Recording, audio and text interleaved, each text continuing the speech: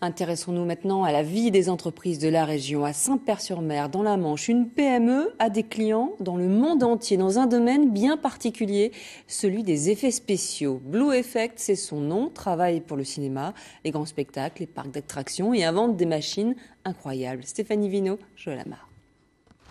Il est tout emmailloté pour être protégé de la pluie et surtout des regards indiscrets.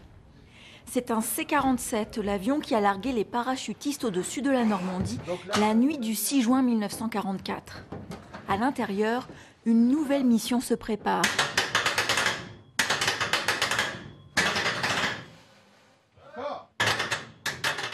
Faire revivre le D-Day aux visiteurs, c'était l'envie du musée de Saint-Côme-du-Mont. La société Blue Effect se charge de rendre possible ce rêve en aménageant cet avion, racheté à un certain Spielberg.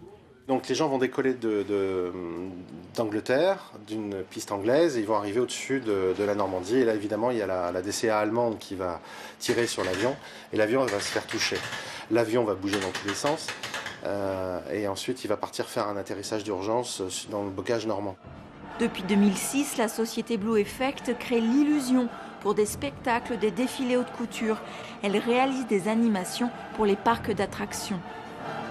Moi, je veux beaucoup chercher dans l'industrie et dans l'artisanat, chercher des solutions techniques auprès d'entreprises qui ne sont pas du tout dans les effets spéciaux. Et ce qui est bien, c'est qu'on a toujours une très bonne écoute.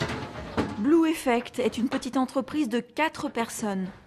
Jean-Paul Favre, métallier, a fabriqué pendant 37 ans des silos pour l'industrie. C'est quand même plus drôle, non, ce que vous faites aujourd'hui? Ah oui, ça n'a rien à voir.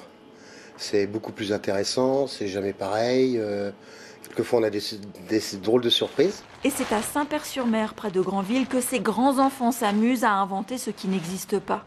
François Jacquet, alors parisien, avait craqué pour la qualité de vie de ce petit coin de Normandie.